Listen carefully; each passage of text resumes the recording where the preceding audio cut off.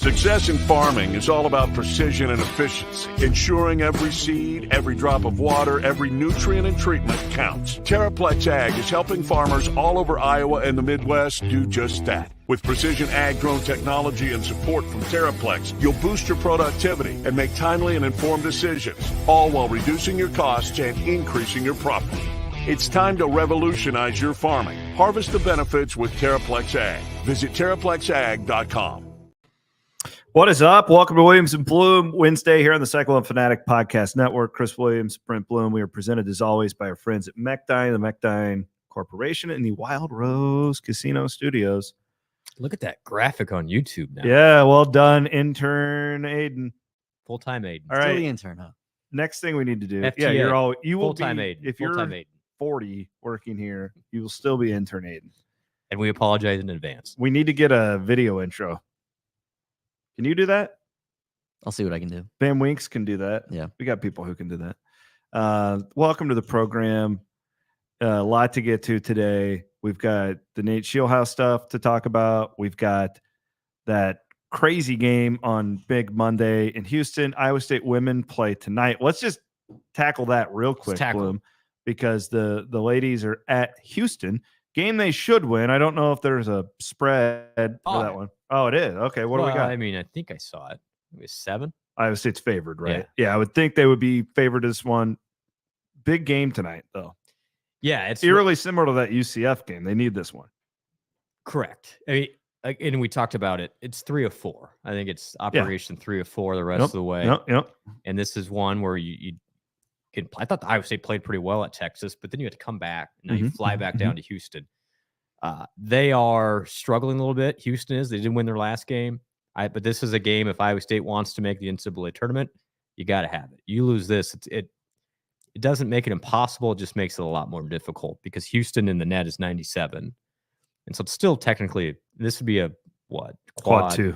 Then it's like these quad are the 2 win if you win this. These are the games you cannot afford to lose right now if you're Iowa State, and Iowa State's still hanging on in the net pretty good. I mean, Cyclones as of right now are 41, but your record's 14-10. And so it's just like, it'd be hard to get in at, let's say, if it was a, 16-13, 16-14 situation. So win today, you put yourself in a good spot for the NCAA tournament, but then you start looking at the Big 12 standings, and Iowa State, could get a top 5 or 6 seed still in the tournament, which obviously, if they get hot in Kansas City with the players they have, I think Iowa State could make a run there as well. Yeah, I'd be curious let me go look what the seeds would be right now. The thing too that's just so different about this team, it's like I know they're young, and we've overly talked about that. Audi just changes everything. These Fenway teams over the years have been they've had amazing players, Lindsay, Allison, right? Like there's so many of and that's not even going back to Welly, and they haven't had this dominant big that's like this grounding source of points, right? Like if the threes aren't falling on the road, we can dump it down to Audi, right? Like there's this consistency there that I don't know. It's very comforting. It's kind of like the men's team with their defense. It's like, well, shots might need to be falling, but they're a top 5 defense, and that's going to show up and give you a shot. Audi's kind of doing that right now, even in these games that they're technically not supposed to win. So a huge stretch here for the women. We know the men are in. Where you're talking seeding here. The women, you got 4 games left. You win 3 of them. Yep. You're dancing, and that would have been a huge accomplishment for this team. No doubt. Going into the season. No doubt. Even as soon as January, a lot of people wouldn't have guessed. With the non-conference, I thought was fine. It's just you didn't win anything significant. The start Iowa State got in conference play is great. So real quick on that end, it's pretty much assured Iowa State is not going to be a top 4 seed in the Big 12 tournament. Iowa State will play on Friday, March 8th. So if you start planning, Iowa State is not going to play Thursday. Iowa State will play Friday, March 8th. I want to know a lot of seeding still juggling to be done. I'm going to guess Iowa State's a 5, 6, or a 7 at the end of the day. I want to know if there's any of these sick fanatics out there who are going to go and stay throughout. I'm saying we are going to stay, and we are going Big 12 tournamenting for 9 straight days.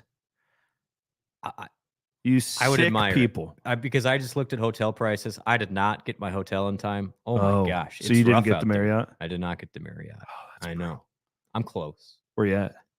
The Residence Inn, which is just a couple blocks Oh, away. okay. I'll be yeah, fine. It's not bad. But I booked mine expensive. like 6-7 months in advance. Honestly, it's expensive. I don't know if all those new fan bases, this is new for them. So the Marriott is sold out. It was a bummer. But this is what I'd tell you. Call on like Tuesday. Yeah.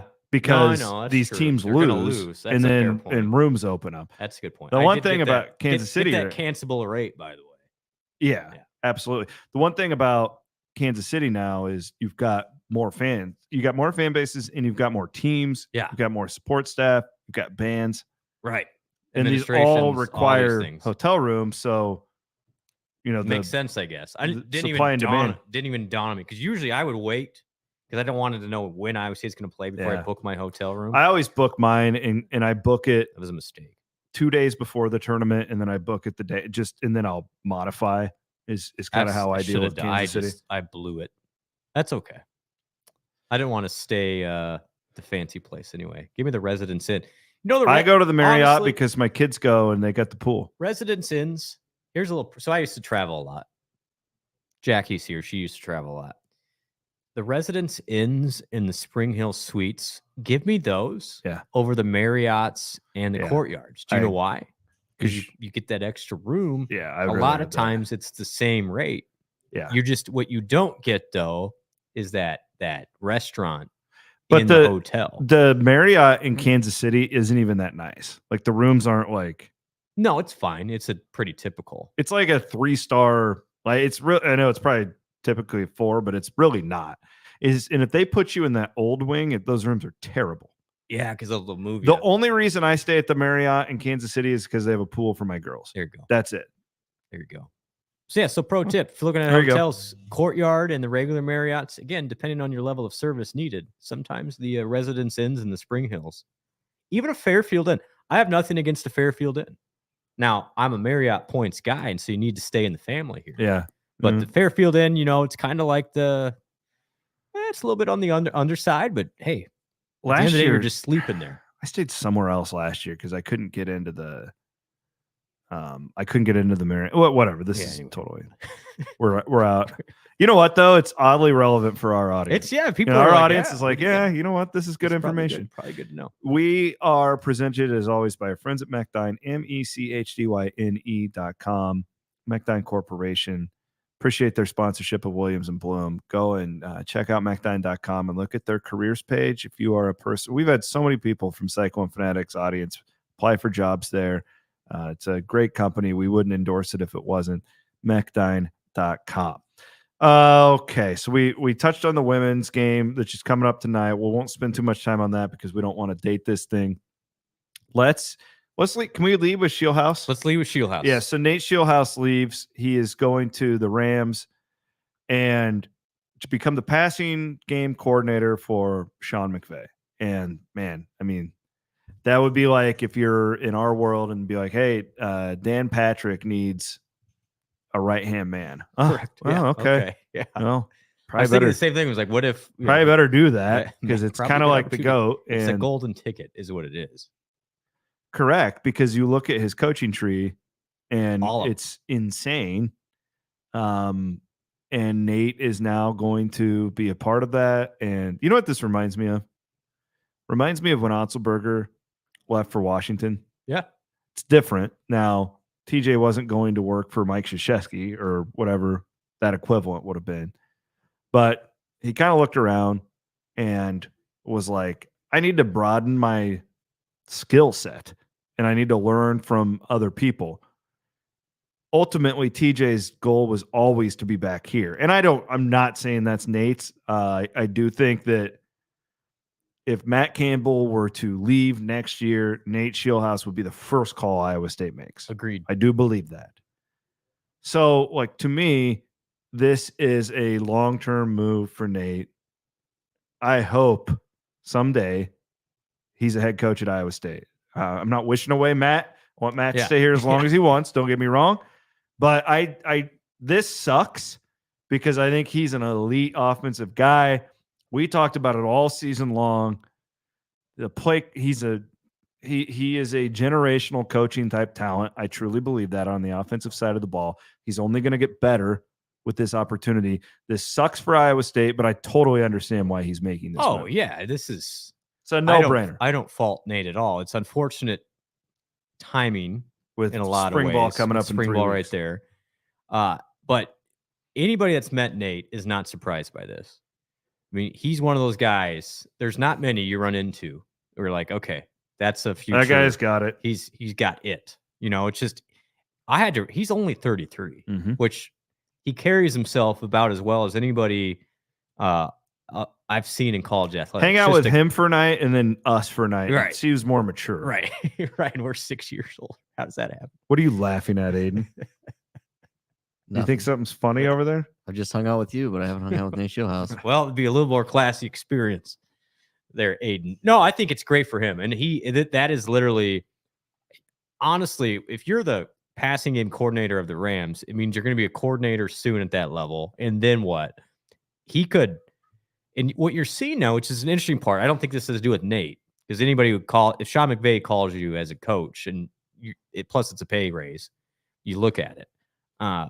But you're seeing now some coaches in the NFL, it's just football, right? Like You're not having to deal with some of this other stuff. Now, that's why you're seeing some of these coaches just try and go there.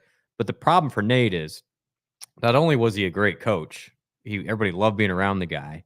He's a big reason why that offense was as good as it was, and they kept him all because everyone loves Nate. He was a great recruiter. He's a great people person.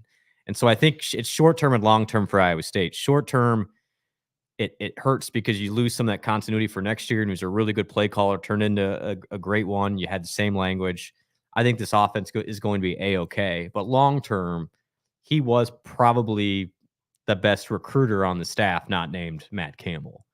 And so he developed a lot of those great relationships. Not to say you can't recreate that, but Nate was one of those guys. They don't come around very often who is going to be successful. And I think if you talk to people in Ames, it's like, we're glad he stayed as long as he did. He had numerous other opportunities, even at this offseason, to jump at bigger jobs. It's just this one was pretty special. I was told he had 3 opportunities to leave this offseason alone, which would have been seen as non-lateral moves, as step up. So I'm assuming, and I don't know which ones, but I'm assuming that's Big Ten, SEC coordinator jobs. Yeah, wouldn't surprise me. And I'm guessing maybe even a head coach or 2. I don't know that. So I mean, so I'm happy for Nate first and foremost. Great dude. Really did a great job for Iowa State. So then leads into the next question of what next. And I think that's where it's super interesting, and it's a tough timing. And I thought Woody and Mahoney had a great conversation on this yesterday. I don't want to look at it necessarily like 2 different windows here, but Iowa State in a way can put a lot of eggs in this year's basket. Iowa State thinks it's going to be really good, compete for a Big 12 championship good, which means make a college football playoff good. You do that takes care of a lot of your long-term stuff. So why do I say that? You risk, if you bring somebody else in that isn't familiar with your setup, you risk a potential slow start and then throwing the whole thing up for a loop this year. Now, that person could be the best long-term solution.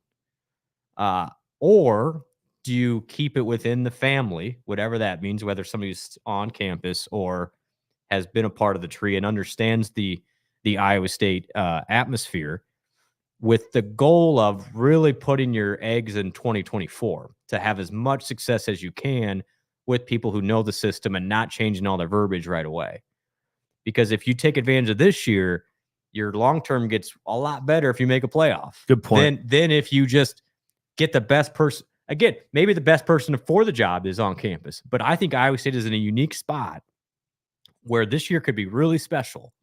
And you risk, if you bring somebody from the quote-unquote outside end, slowing that down a little bit and throwing this year for a little bit of a loop, because it's February 21st. Spring practice starts in 2 weeks.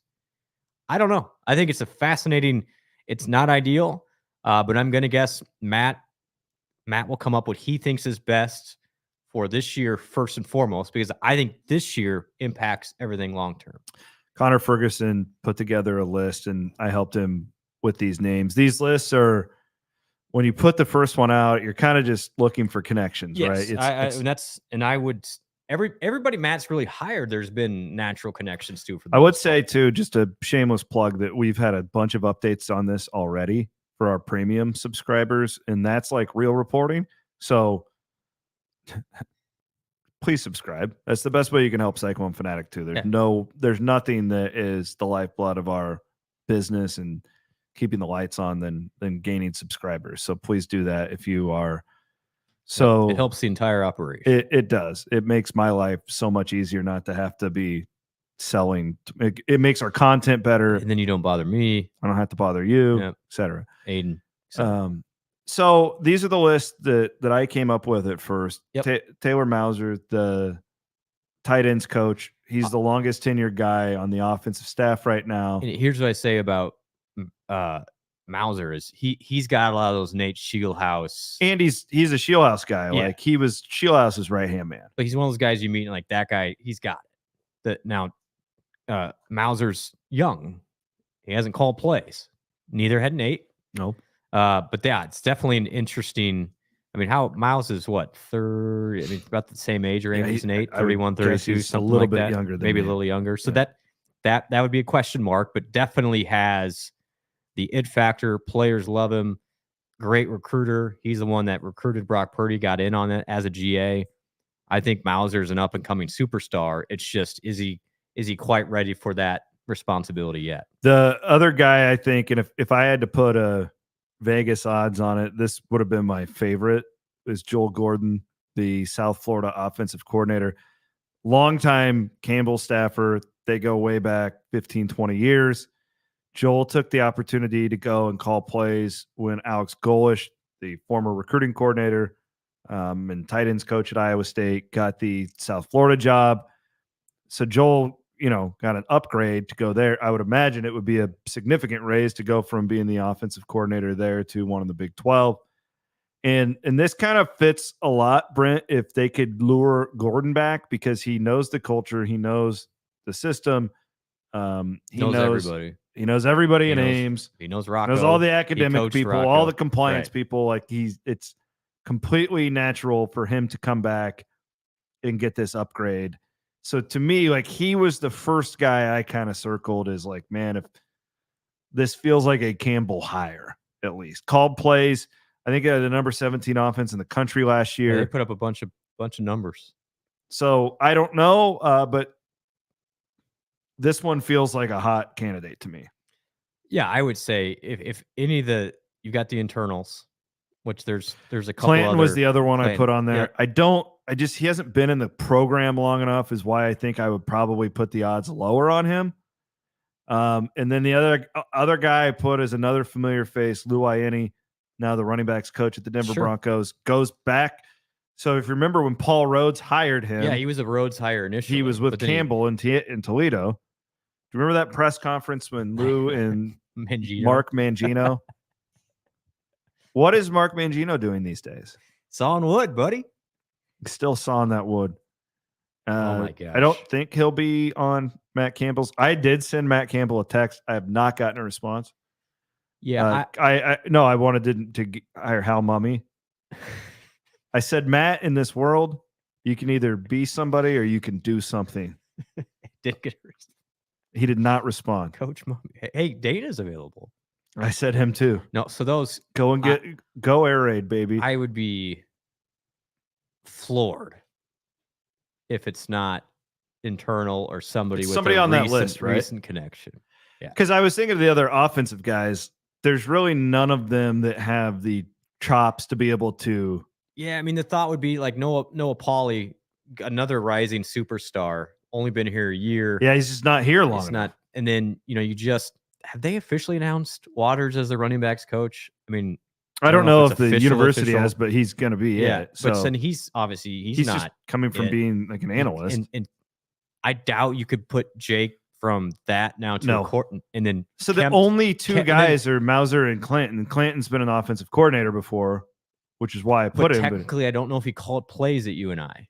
And so I think, it's an interesting conundrum. And then honestly, if you go back at history, this happened to Iowa State in 2018, where Tom Manning departed. I forgot about that. About the same time to go to the Colts in 2018. It was about the same time. I think it was a little later. Maybe it was later. I think it was. Was it April. actual spring practice? Yeah, I think it maybe was. It was post-spring. during. I want to say it was like during the NFL draft or whatever. Okay. When I don't know. So but the point is, Iowa State never officially hired an offensive coordinator. So I think Gordon called some plays that year. Well, so Matt, I don't know that for sure. They have never come out and said it, but I believe that's the case. He was definitely involved in the game planning, and Matt is also background as an offensive coordinator, by the way. So I could see a world where Matt wants to run the ball too much. I'm kidding. I'm serious. But I guess you have experience of this almost exact same situation going into 2018, and Matt decided that they're going to handle it collectively as a staff, from what I remember. I don't know. I mean, you're literally 3 weeks away from spring, though. So what is? Well, from what I understand, this out. Matt doesn't want to make too big of a change, which because makes sense. The offense was so efficient at the end of last year, and so you don't. The last thing you want to do, you've got this talented young team, is to all of a sudden give them a different language to learn. Especially when you can win the Big 12 this year. Oh, the other guy I put on the list, because I think he interviewed last year, was the Ohio guy. Coach. Yeah, Isfordine. Yeah. I had him on the list too. And they've got some sort of connection with Toledo way back in the day. I just keep coming back. I think based on what I understand about Matt's history, I bet it stays in that family, and somebody on your list will be the person. And it's a matter of how risky does Iowa State want to get here when it knows it has everybody back from the offense and added pieces. And you do, it's a real thing. If you get somebody from outside and you try and change the whole paradigm, maybe it doesn't fit. And then what? Can you believe that Paul Rhodes hired Mark Mangino and they coexisted for like 6 months together? They were in the same building. There is not a lot you can do to surprise me in this business anymore. I crap my pants when Rhodes came in and fired Mangino in front of everybody out of nowhere that morning. I didn't literally crap my pants, but do you remember that? It was like, holy shit. Like, he was so mad. There are days that catch you up. That was one of the tops, because Mark didn't even know. You guys, I think Rhodes fired him and walked to the press conference. Yes. Like, literally. There were people in that building finding out from Twitter. And his son remained on the staff. Oh, it was so awkward. And then, this deserves another And then podcast. Mangino's like mocking the team after the Kansas State game on Twitter down while his son is still on. Oh my God. Aiden, do you remember any of this? This is 20. You were like 4. I do not remember 2015. how he got fired, but I remember him being around. Here's what happened. Very around. Like they weren't having a very good year. They're okay. It was revolved around. Yeah. He wouldn't play Joel Lanning. Yeah, you're right. That's what it was. What a time. Like, he kept throwing Sam Richard. Well, remember the game 2015? You remember that? I know you. The Kansas game. It wasn't the Kansas game. It was at Texas Tech, where Mike Warren literally ran for 245 yards on like 12 yards per carry, and he kept throwing bubble screens. So he's an old air raid guy. It was infuriating. I don't do this very often. I remember it. It was Kim Poland's wedding. Yeah. We watched that game at Welch Avenue Station. Took a rare game off from Cyclone Reaction because I had to get to my buddy's wedding. Right. And I'll never forget, I tweeted that night, they have to fire Mark Mangino. This is a fireable offense. The fact that they threw the ball that many. You're right. Warren was averaging like 8 yards per carry. It's unbelievable. And your quarterback's completing like 40% of his passes. And the one thing you know about air raid, you better complete 75, 80% or more. Well, like otherwise it doesn't work if you're only completing 40 of them. And then you have this running back in the running game. Like they could run block. They ran great. Yeah. Yeah. That was a great line, actually. So, and the funny part on the other end of who was the other quarterback on the other team? Mahomes. Oh shit. Who was literally like throwing it wherever he wanted. Because the defense was awful. So bad. He could have thrown for 9,000 yards. So Aiden Rhodes, like we're all there, Monday press conference. typing away, doing our thing. We're all going through the motions. Rhodes storms in. I mean, a little bit like he's holding Alan Lazard's NIL letter or NLI, whatever. Yeah. All your damn acronyms. And Rhodes comes in and I got news. We made a change. Mark Mangino is no longer with our football program. It was wild. Is there a video of this somewhere? Probably. I'm sure it's on. I guarantee it's on our Cyclone Fanatic YouTube. October of 2015. It was, pardon my French, there's not kids watching right now. It was fucking crazy. Like, I still can't believe it went down that way.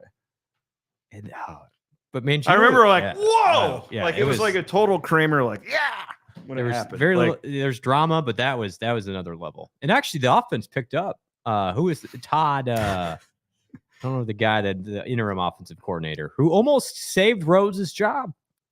Right now, we need to go to a question from Dan on YouTube. It says, what is going on with Omaha? Is he hurt? In the doghouse, transferring? It's crazy to see McDonald's All-American not playing. What in the world, Dan, have we been talking about to make you ask about Omaha Biliew right now? To answer your question, he's not playing. And I don't know what honestly. You're so much nicer than me. I don't know what next year. Honestly, I don't know what next year brings. What I do know is Omaha, just to answer the question, Dan, is a wonderful, wonderful dude. And it's nothing negative. It's not like he's in a doghouse, nothing. It's literally Rob Jones, Hassan Ward, Trey King, Milan Momcilovic are just better. So somebody has to sit. I had this experience last week before the Texas Tech game. And it's not going to change the rest of the year. Yeah, so stop asking about Omaha, guys. I get it. I know. I do understand why I understand, but listen to this, though, okay? It's unbelievable to me. And I get it. Iowa State doesn't get McDonald's All-Americans. It's why we're all obsessed with it. Okay. I understand that. It's warm-ups before the Texas Tech game. And I physically saw Omaha out there warming up, okay? Prior to when they go back and then they run out and do the layup drills. No. And two players were missing. Hassan Ward and Omaha Biliew. Neither of them were out there. I check my phone and I have like 19 messages from people, and I have 4 people waiting to tap me on the back, all asking me why Omaha Biliew is not warming up. Not a single person realized that Hassan Ward wasn't out there either. Guys, it ain't happening this year. I'm sorry. Yeah, that doesn't mean he's not going to be here next year. And it doesn't mean that he is a bad egg or that he sucks. He's not going to be a big part of this team. Like, as far as on the court, he's working his ass off and doing great things behind the scenes. It's just a reality. It's like, how do you miss Hassan not being out there? That was who I was paying attention to. A little more impact on the games. But so honestly, on next year, I don't know. I think it'll be interesting. Omaha's going to have a. Sorry, Dan. I didn't. No, I know. But I'm not trying to make an example out of you, Dan, but I get asked this question 5 times a day, and I don't understand. Like, the team's good. It's not like they suck. This isn't like, oh, well, Tristan Inaruna doesn't play and we need offense. Like, I kind of understood that, right? Yes. This guy goes out there and he hits a corner 3, and you're like, well, why didn't he play more? I do think it's gonna be interesting though. Is the portal opens on March 18th, and so Iowa State does have a need for posts next year. We have discussed this. Omaha could absolutely play a bunch next year at Iowa State, and could be a huge factor. Now all along the thought was somebody of his ilk. If you're a McDonald's All-American, and not his fault that he was a projected top 20 pick. He's done everything they've asked of him. The thought was, well, if you're a projected top 20 pick before the year, you're going to be a one and done. He is no longer a projected top 20 pick. Not in the conversation. Would he even be a second-round pick? I don't believe so right now. I don't either. I don't believe so right now. There's no track record for it. There's nothing he's done other than measurables at the combine. There's nothing else. And his some of his USA stuff, but he didn't even play a lot for the under 18 team of USA. The point is, his best bet is probably staying put at Iowa State and playing a bunch next year with great guards and the returning pieces Iowa State has. And with a staff that develops defensive players. And that's how he was going to get drafted And in the look how first much place. better Hassan and Rob have got Absolutely. with this same staff. So, yes, everyone wants to talk about what's wrong with Omaha. This is probably, honestly, in his long term, it is best this situation is playing out as it is. Now, he will have a glass half full for everything. He probably he'll have options to go elsewhere. I mean, people don't just forget about McDonald's All-Americans. People will probably get in his ear and say, hey, I could have a heart attack right now. And Blum would be, well, it's probably best because it was in that artery. And now the doctors can figure it out, and they're going to save you from having more heart attacks later. So it's like, get the stent in there. See, Blum is a glass half full guy. CW, you're a why is the glass there in the first place kind of guy. I used to be glass half full. Do you know that? I used to be very glass half full. Tough for me to see. I think no. So I think until Iowa State signed Omaha Biliew. I'm kidding. I love Omaha, and I think that he's got a future here at Iowa State. I think he does. Zero question. It's just not going to be in March. And it was just a wild psychology deal, though. I had all these people. Well, they're waiting for the shoe to drop. There were two players out there who weren't there, and they all focused on the one that never plays. It's wild. Yeah, I get it, though. Like Hassan Ward and his recruitment wasn't talked about for 4 years in this area. I understand. But it's wild, though, because we're almost to March and the team's really good. Right. It'd be one thing if you're... if they're floundering, you're like, why aren't you playing the young guy? Yeah. I get it. All right. But yeah, I do think Omaha's going to have a really interesting... And everybody, I mean, that it goes fast. These next... Okay, we're all worried about March Madness, but it's going to go quickly then of, man, you better start rebuilding for the next year. And I know... This is why being a college basketball coach right now is as difficult as it has ever been. And I know TJ gets compensated great, but he is, again, back to my glass half full, he is as good as it gets about managing and thinking ahead 3 steps before everybody else. And so I know they have a plan in place for what they want to do. And obviously, I think ideally Omaha is a part of that next year for sure. WeWillCollective.com. It helps, but this wasn't an infomercial for that. I was just getting to it before you did. Thank our friends at the Iowa State University Foundation. We would also encourage you guys to give to them. I just got my deal for the big day, the Forever True Day coming up. Got a thing in the mail, a thingamajig from my friends at the marching band, the College of Journalism, the College of Veterinary Medicine, and of course our friends at the Iowa State University Ivy College of Business. We want to give them a shout out as well. The foundation, go to movewhatmatters.com, become a well-rounded Cyclone.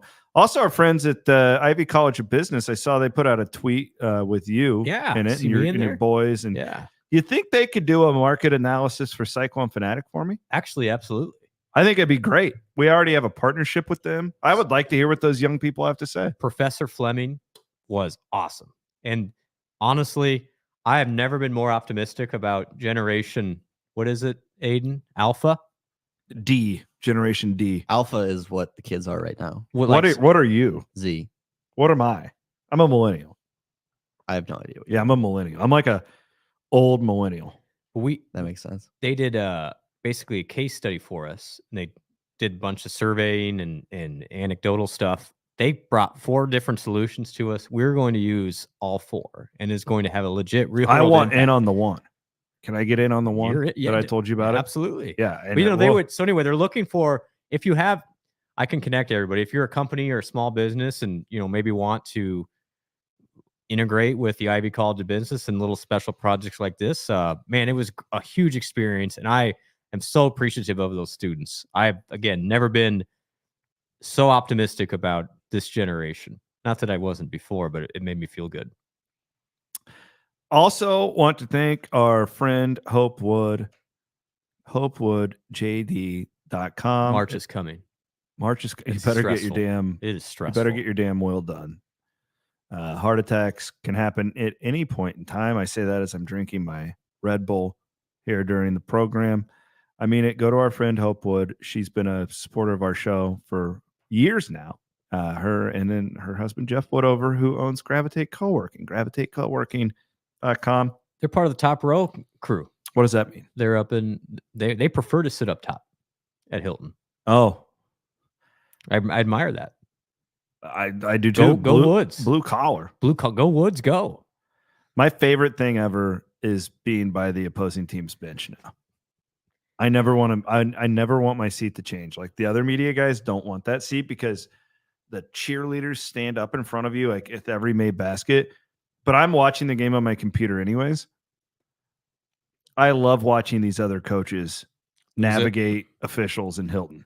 TJ's boring. I don't want to watch him. He's got his hands behind his back, just glaring at everybody all the time. Did you see the Matt Van Winkle had the meme of TJ. I saw Hayden, that. can you pull that up? That was as angry as TJ has. He was pretty, but man, again though, Bloom, I give a lot of as we're gonna transition into that Houston game. Yeah, that was. It's a hard thing to officiate that game. Oh my gosh. Right, isn't it? Like, can you really kill these guys? I don't. I know some do. It's hard. It was weird. That first half got way, way, way over the top. I'm telling you, all of these games are the same. These officials all let them go crazy. I thought about you because look at the fouls in the first 5 minutes of the second half. Is all against Houston. All the same. Yeah. And then they go in at halftime and they go, well, we need to get this under control. Here, if you're watching on YouTube. Oh, man. TJ. As somebody said, TJ stepped on a Lego. That reminds me of when I took that laxative for 14 months. You should just text TJ randomly that meme. I hope he's seen it by now. I'm sure he has. I wouldn't know. But it was hot. That was, man, what a game. That was exhausting. Just, it was so physical. And did you feel better about the team afterwards? I did. It was weird. I was like, yeah. I thought when it got to 12 points early, I was like, oh my gosh, here it goes. But Iowa State battled and just kept battling and out rebounded those guys, which is impressive. But where Houston won the game and where they don't get enough credit is they only had 9 turnovers, which is wild. They are rock solid. Yeah, and Iowa State, and then that's the kryptonite to this team. If they're not getting live ball turnovers, but offense gets hard. Having said that, that was the best half court offense we've seen from Iowa State all year. Against that team, to put up 65 the way that they did, that's why I was so encouraged. Yeah, and getting Trey to knock down shots like that was awesome. And I thought Milan again proved that nobody can guard him when he's that good. Now, I want him to be more assertive. That's his next iteration. It's a deal where you just give him the ball and say, Milan, we want you shooting 20 times a game. Because you can't guard. Even good defenders can't guard that guy because he gets the release so high. The problem is, especially early, I thought Milan adjusted fairly well as they attacked him on the defensive end. And I thought that was Sampson did an unbelievable job. I mean, that guy's good. I think Houston's really good. I watched the latest greatest thing. I mean, I watched Creighton and UConn last night. Sure. I'm telling you, Houston and UConn are it's 1A, 1B. I don't think UConn is head and shoulders above them. I would like to watch that game, but neutral site. The narrative nationally for Iowa State was a lot of what we thought is, oh, Houston's really good. I didn't realize Iowa State was right there too. So Iowa State proved itself. You wanted to win? Absolutely. But would help you yesterday, Baylor goes on the road, loses at BYU. The door is there. Now, everybody, we can root for the Bears on Saturday. I think there's still a pathway Iowa State shares the Big 12. Iowa State. Got to win out there. Do you consider, if you're TJ Otzelberger, resting Taman Lipsey on Saturday against West Virginia? Can I make the point too? I know it's a bold move. Okay, hear me out. Okay, no, I respect it. It's a bold move. It's blatantly disrespectful to your opponent. It is. I understand that. But we're doing load management. Let's do a little Bill Self here. Okay. Let's think like Bill Self, who is one of Otz's great mentors. Bill Self. I think you could make a point because you've got now, if they're playing tonight, I don't even think it's worth it. But you're going Monday. When's the next game next week? Wednesday. Oh, even better. So you can give Taman a week and a half off in the middle of the season and get him All at rested home. up for March. Yeah, with no road trips. I'm telling you, the payoff here. Interesting. They should be able to beat West Virginia without him. They're going to be a 18-point favorite. Dude, that's what I'm saying. Like, does anybody who watched that game on Monday think like, oh, it's a huge loss right now for this team? No, because Taman's beat up. Get him right for these games that matter down the stretch. I don't think they'll do it. I think if anything, it'll be, well, we're going to play him 20 minutes as opposed to 35. But you're still. Taman wants to be out there. I understand, but listen, like my dog is an old man with cancer right now. Okay. He wants to go out there and chase rabbits. I'm not going to let him. Sometimes I've got to tell my, hey, Elise, you can't go outside. It's -6 out. Right. I know you want to go ride your bike, but it's too icy. Right. Sometimes you got to tell your players. You're going to get the meltdown. Hey, Taman, there's bigger fish to fry down the stretch. We want you as close to 100% as we can in March. You're that important to this team. I'm just throwing it out. Interesting. Here's the ideal world. Is maybe he starts and you just completely obliterate West Virginia. I'd be okay with that. And then you just Jackson, you're coming in. Kurt, you're coming in. But he looked hurt after that layup that he got the other night. He looked hurt. And also, the other thing is Keyshawn's that guy's been playing hard for 3 months in a row. Keyshawn and Kurt Jones are the really good point guards now. Right? You can run it through them. I think that would have been blasphemous 6 weeks ago to say that. It's not a bad take. And on that same light, Keyshawn Gilbert deserves first team All Big 12 love. He's been awesome. He was awesome again on Monday. He is. He's playing that. Look at his numbers in all of conference play. It's ridiculous. Like it is borderline, and I don't say this lightly. DeAndre Kane in his 1 year at Iowa State in the Big 12 good. I was with his how much he's doing in every single area. Plus, Keyshawn is defending a lot of times a dude on the other end. His Big 12 play has been a revelation. I was on VSiN on Monday night. That's the sports betting thing that Brent Musburger owns in Las Vegas. You're looking live. And so it's in Vegas. And so these guys are familiar with TJ and Gilbert. And Tim Murray was the host. I don't even know who his co-host was.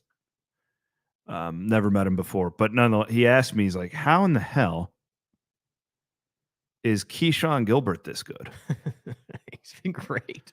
And he didn't really get it about TJ either. He's like, 500 coach there. People in Vegas were like, good. Yeah, I had to explain to him, like, well, the fit, and they developed these guys really well, and they hit on most of the, trying to explain how Keyshawn Gilbert is like this first team All Big 12 type of player. I just thought it was really interesting because I haven't gotten that perspective. We just see what we see here.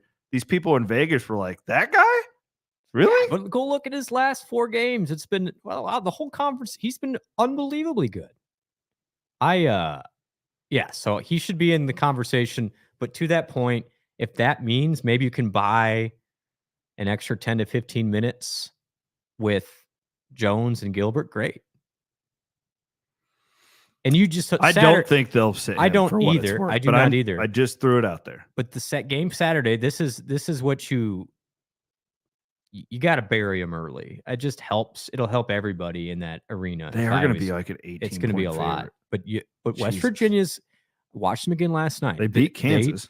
They beat Kansas, and they looked better against UCF last night. They've got enough guys that if they hang around, like Raekwon Battle could put up 30 on you. Listen, we're not giving gambling advice, but would you lay 18 against anybody in the Big 12?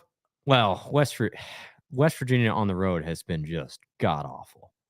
Horrible. That guy's getting fired, right? He's not getting the job. Yeah, like he will not be there. Zero chance. Okay. They've been just like, let's look here. On the road at Houston, lost by 34. Lost by 15 at Oklahoma. Lost by 13 at UCF. lost by 30 at Texas. Like they don't guard at all. And so if you can keep them under 75, I think Iowa State wins the game. Wiffles Hybrids Big 12 segment here. Plant your independence, plant Wiffles. The planting season just around the corner. By the way, yeah, they turn it over at a high rate. Well, and they don't like, it's different too, because there's no like, oh, they have Bob Huggins. You don't know what, that whole aspect of this is gone. You mentioned BYU beating Baylor last night. That was a great game. It's a really good game. Really enjoyed that one. Kind of overshadowed, not overshadowed, but I mean, equally as good of a game was Texas Tech coming back and beating TCU 82 to 81. Yes. That looked like TCU was going to run away with that one. TCU was up by like 10 or something like that in the second half. Tech comes back. You mentioned West Virginia beat Central Florida. They are fading. Yeah, he may not be around. He's going to get fired. I think they could go with a fresh start. Well, the problem that guy's got is now you're a Big 12 pro, and it's like, well, you were fine in the American, but now we need our Gus Malzahn on that side.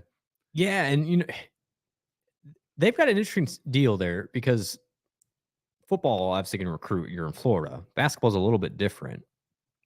And I don't know. I mean, I thought Dawkins has done a nice job. It's just I could see them just trying something new. They haven't quite been up to speed as I lost respect for Dawkins when he didn't go off on that damn Rodney Terry. Oh, real quick update to Tangate. Oh, we got an up. Oh, what is Kansas State since Tangate? Lost again on Monday. So what's their record since? I believe they're 1-8. Aiden, can you fact check that? 1-7, 1-8 since Tangate, since Cyclone Jim Carrey. That's a shame. You met Cyclone Jim Carrey on Monday. I did. He looks really similar to Jim Carrey. He really does. He's great. Swanson. Appreciate him coming to game. Slappy Samsonite. Swanson. Here we go. Tangate update. 1, 2, 3, 4. Oh, I misspoke. 1-7. 1-7 there. They got BYU on Saturday. Lose that one. Could lose that one. So tonight we have Oklahoma State, Cincinnati. That's irrelevant. Correct. So Saturday we lock in. We're going to Johnny's. I'm not. I'll be working. To watch Houston at Baylor, 11 a.m. CBS. Go Scott Drew, baby. Yeah, Scott Drew. You guys, I think we got to root for him. Hell yeah, you got to root for Scott Drew. Yeah. You know what? I hope we have this conversation. I hope it gets to this point. You're okay sharing a title, right? We're counting that as a championship. I will count it as a freaking championship. We're counting it as a championship. Absolutely. We're making the judgment. We're printing the shirts. Okay, printing the shirts. Absolutely. All right. Okay. I just want to make that clear. Especially in this league. I am all in on it. Listen, we don't celebrate enough in this country. So we're celebrating a championship. This isn't like, oh, well, we tied for the Big 12 North. No, there's 14. I own one of those shirts, by the way. There's like a 3-way tie in the Big 12 North. I own one of those shirts. I need to ironically wear that at some point. I still have my favorite shirt. I appreciate the guys at Wide Right, Natty Light, for printing this for me. I'm not sure why they did it. I think Aiden and Levi and the crew. But during the COVID year, remember the Big Ten didn't play right away? Yeah, I remember this. And so, the teams participating. Me never looking for a reason not to jab at the Hawks, which they love. I did a tweet that said Iowa State is 15th ranked among those teams participating. And they hated it, of course. And anyway, Levi and crew printed a shirt for me that I wear proudly to this day to remind me of COVID. I love it. Yep. So we got that game on Saturday. Pay attention to that one. We will be anxiously watching to see if BYU can keep the Tang curse going in Manhattan. Cincinnati, TCU, Texas Tech, Central Florida, Bedlam, Texas at Kansas. So the big games are the first two. Right? This is a 3-man race for the Big 12 championship. Yeah. Yep. Baylor's still hanging around, and You got to keep an eye on Kansas too as an Iowa State. Isn't fan. it cool to see the 6 next to Iowa State when you're looking at this? It is. We don't get that very No, often. and you know what? This is elite. Iowa State wins Saturday. They're going to drop, but I don't think they're going to drop Not that much. I don't think they're going to drop. The metrics loved that game at Houston. Actually, they gained in everything. Yeah. Now they're top 40 in Kim Pom offense. Yep. Did you see that? They've got the Final Four pedigree now. They're right there. They're there. One of the few games where you weren't. I wasn't real crushed on Monday night. I was fine. It was okay. I got a little bit dicey when they pulled it within like 3 or 4 or whatever it was. And I'm like, okay, all right, it's real now. Yeah, because if you would have won that would have been. But I still I didn't think they were going to get over the hump. Houston is so good. And Shed was awesome. Yeah. And they shot so many free throws. I mean, that was the big difference. The turnovers and the free throws compared to in Ames. Iowa State, ironically, compared to the rest of the season, won that game at the free throw line in the second half. If you think back to it, they were very good at the free throw line against Houston.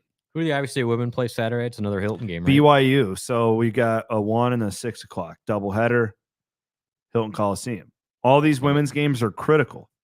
Love it. All these games are critical down the stretch. So we got, by the way, it's borderline patio beer weather this week in Iowa. Yeah. Why don't people tailgate between games?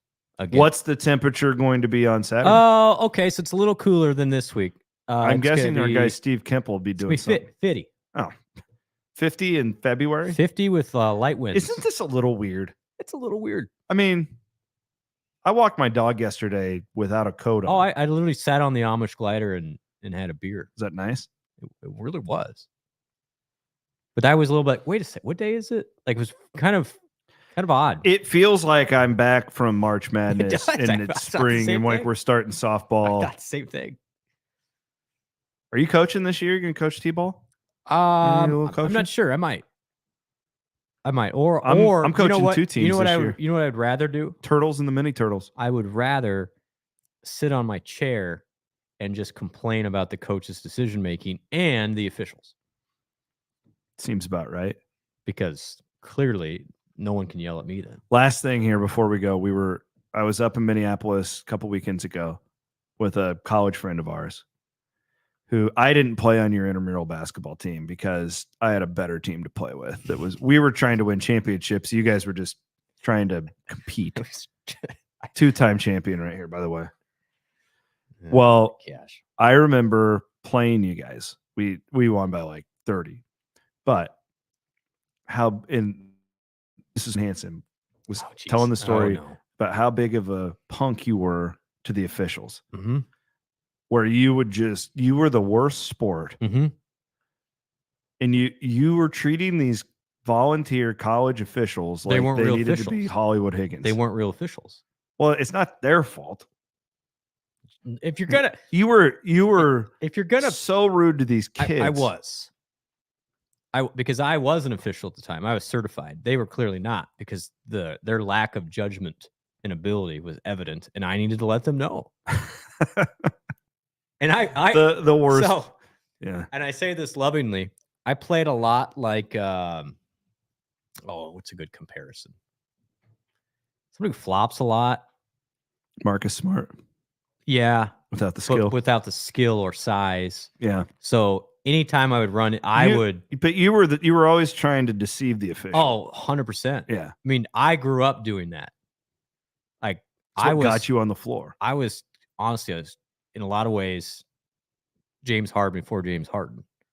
Okay? Because if you can't make a shot, you get fouled. It's a lot print easier. That shirt wide, right? It's a lot I was James Harden before James Harden. It's a lot easier when you're a 5'6" shooting guard to score points at the free throw line with nobody guarding you. So that's smart. That is actually really intelligent. That's always your problem, though, because we've played fantasy sports and stuff. You're always trying to be the smartest guy in the room. Well, the free throw is the highest percentage shot in basketball if you're 5'6" against big guys. We're in the 6 foot and under league. Oh, wait, still how big were these guys? They're still taller than me. It's true. I embarrassed myself. Because I would do the whatever. Former Iowa State punter Mike Brantner was on my team, and he would dunk in that league. He was like an all-state. We were loaded. I had Brett McIntyre doing the weather. I just stood around the perimeter and took set shots, buried threes. That's all I did. I didn't play defense. See, you got to drive in there recklessly, look for a foul, and then do kind of what Keyshawn Gilbert was doing in December. Yeah, it's very similar. But you never evolved like Keyshawn did. No. That's great. God, how far has he come? I mean, in a couple months, it's awesome. That guy can't transfer, right? To be determined. But guys, we don't want him to transfer, do we? No, that's when get to work. No, so they it's on you. The rule change. No, it's just an honest, and we'll wrap it up here. Mm-hmm. The court case in Ohio and West Virginia is challenging that right now. Yes. When will that be official? It should hopefully. I think they were going to meet again this week about that. So there is a world where if the athlete wins, and it's all because of West Virginia, by the way, just connecting all the dots to Raekwon Battle, who is now playing for West Virginia. If he wins, that injunction is eliminated. Guys can transfer whenever they want and not sit out ever. And that'd be throwing gasoline on an already fiery inferno. Don't want that to happen. Throwing gasoline on a fiery inferno. That's right. It's awesome. Yeah. Well, enjoy the rest of your workday. I will. This is a fun one. Thanks, Aiden. We are presented as always by our friends at Mechdyne here in the Wild Rose Casino Studios. Give us 5 stars if you're listening on Apple or wherever you listen. We'd also suggest subscribing on YouTube and watching the shows that way. I know a lot of people like to do that. You can do that by subscribing to the Cyclone Fanatic TV YouTube page. For Brent Blum, Aiden Wyatt, my name is Chris Williams. This podcast will be back on Sunday night here on the Cyclone Fanatic Podcast Network. Later.